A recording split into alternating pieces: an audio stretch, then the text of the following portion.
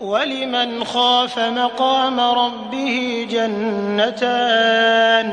فبأي آلاء ربكما تكذبان ذواتا أفنان فبأي آلاء ربكما تكذبان فيهما عينان تجريان فبأي آلاء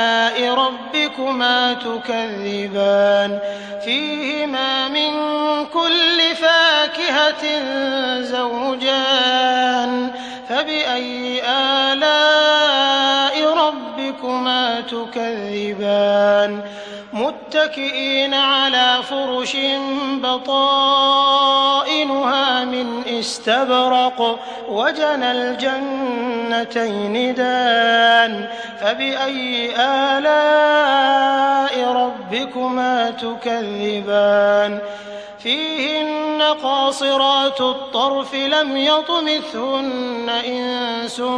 قبلهم ولا جان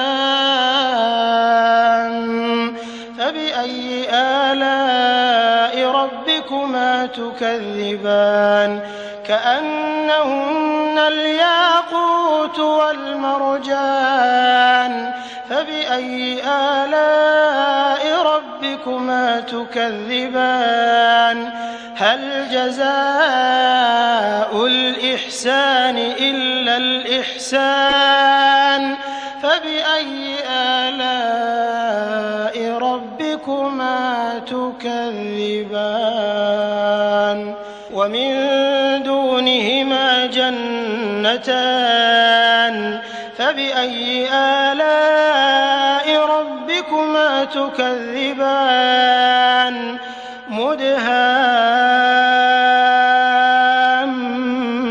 مدهامتان فبأي آلاء ربكما تكذبان فيهما عينان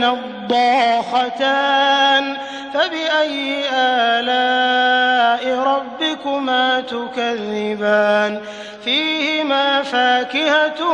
ونخل ورمان فبأي آلاء ربكما تكذبان فيهن خيرات حسان فبأي آلاء ربكما تكذبان حور مقصورات في الخيام فبأي آلاء ربكما تكذبان لم يطمثهن إنس قبلهم ولا جان فبأي آلاء ربكما تكذبان متكئين على رفرف خضر وعبقري حسان فبأي آلاء ربكما تكذبان تبارك اسم ربك ذي الجلال